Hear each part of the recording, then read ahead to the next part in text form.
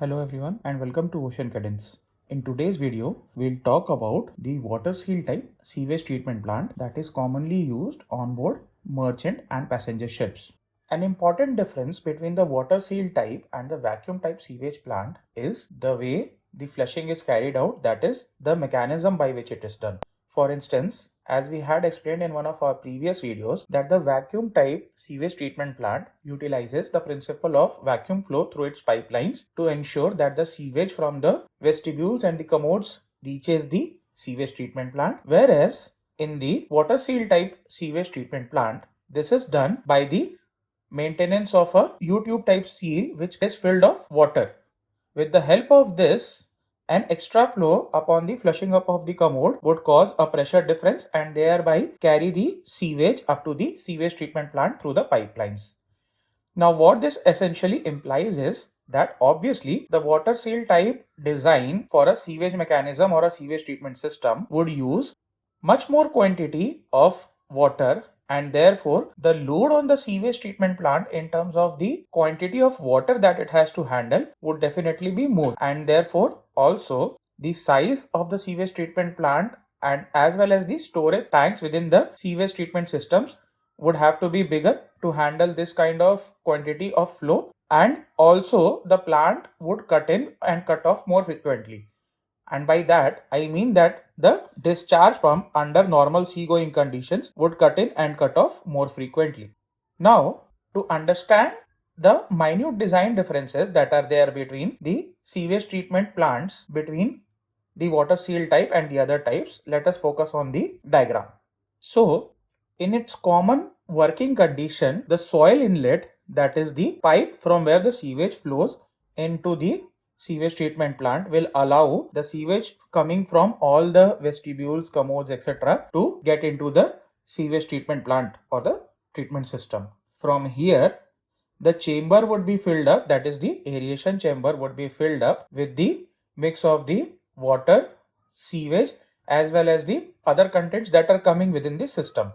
Now, as I have iterated in the previous explanation as well, that the breakdown of sewage can be aerobic or it can be anaerobic. But on most common sewage systems existing on board a merchant ship or even a passenger ship, you would find that it is done by aerobic method. So what it essentially implies is that during the settling and the churning and the breaking down of the sewage, that is the treatment process of the sewage, you have to make sure that there is ample air available within the sewage treatment unit.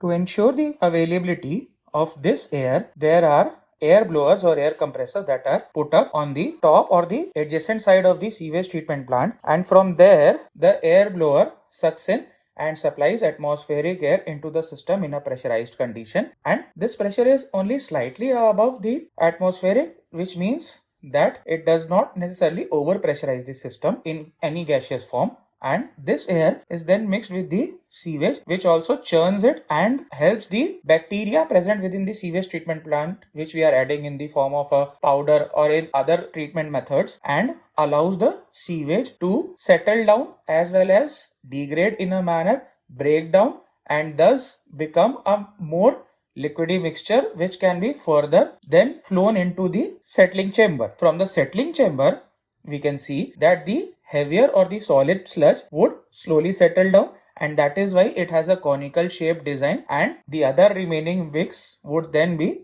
gathering on the upper side of the settling chamber. From here, we can see that there is a surface skimming layer available, and this is because whatever light solids or the floating solids that are available should then again have the ability to return into the prior stage and then again enter the process of the breaking down and churning down, so that nothing is thrown out into the last stage in its raw form. From here, the sewage, that is the broken down and the still untreated sewage, flows into the chlorination chamber. Over here, we can see that within the chlorination chamber, we have either a single tube or multiple tubes within which we can dose the chlorination tablets, or we can also use separate chlorination tanks to put in liquid, which is an ideal mix for the chlorination treatment of the sewage. Now, this is an important part which basically in our annex in the MARPOL related to sewage, as you can see that we again and again use the word treated and disinfected. So this is where the disinfected part comes from, that is the chlorination. So as we see here, the pipeline would be of a definite size, that is the diameter of the pipeline would be fixed through which the sewage is allowed to flow, and thus the size of the tablets which we are putting here in the chlorination chamber from the tubes would also be fixed accordingly. So that means the disinfection through this dosing would be carried out at a fixed rate. Now, once this entire mix is treated and disinfected, it is then sent into the final section from where the outflow of the entire sewage would be going overboard.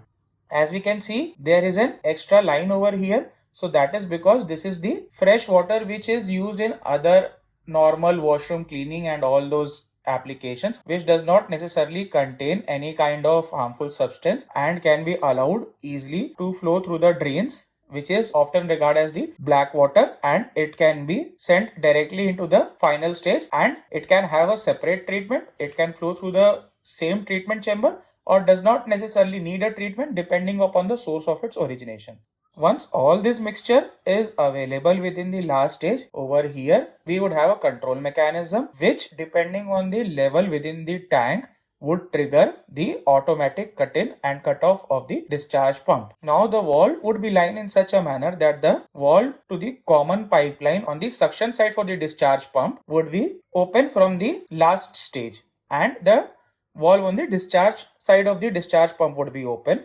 And once the control panel triggers the discharge pump would take suction, draw out this treated and chlorinated and handled sewage, and then discharge it overboard through the adequate system. On the discharge side, we would also have a mechanism where, in case if we need, we can redirect this sewage from the discharge pump side to a storage tank on board and can again later on moderately regulate and flow it through the sewage system by retreating it and discharge it overboard, depending upon where our vessel is in the geographical condition and what is the local regulation over there.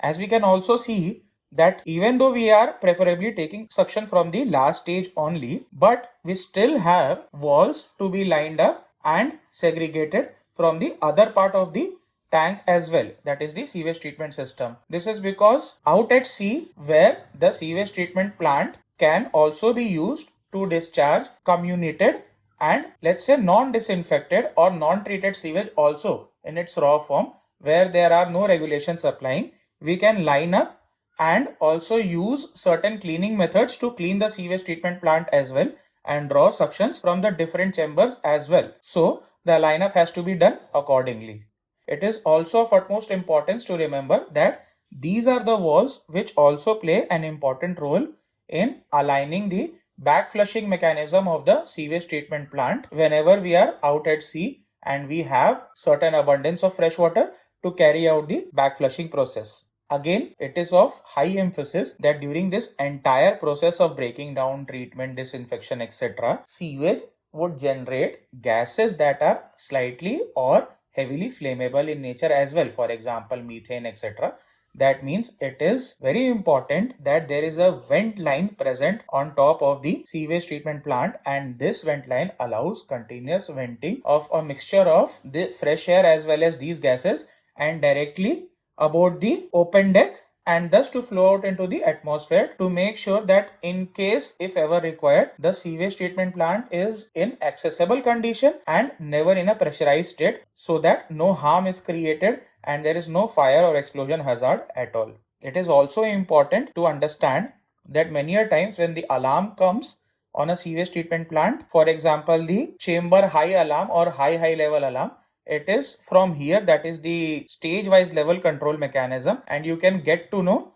that the mechanism which you are using for gauging of the level within the tank is functioning properly, and also this mechanism involves periodic testing. So on board your ship, you would see that there is a weekly or a bi-weekly routine for testing this alarm, and that is why it is important, because in case if the alarm is not working properly or if the float or the transmitter is stuck or not calibrated properly, you would get inaccurate level readings from this final chamber and thus no proper dosing and control, and there can be a chance of backflow as well. I hope that this clear and concise understanding of the water seal type sewage treatment plant helps you to understand the basic details as well as the differences from the other designs. And in case if you still have any doubts that prevail within your mind, please feel free to reach out to us in the comment section. Do also visit the other videos that we have on this topic and explore them for a steady and intelligent comparison between the different types of designs. Thank you.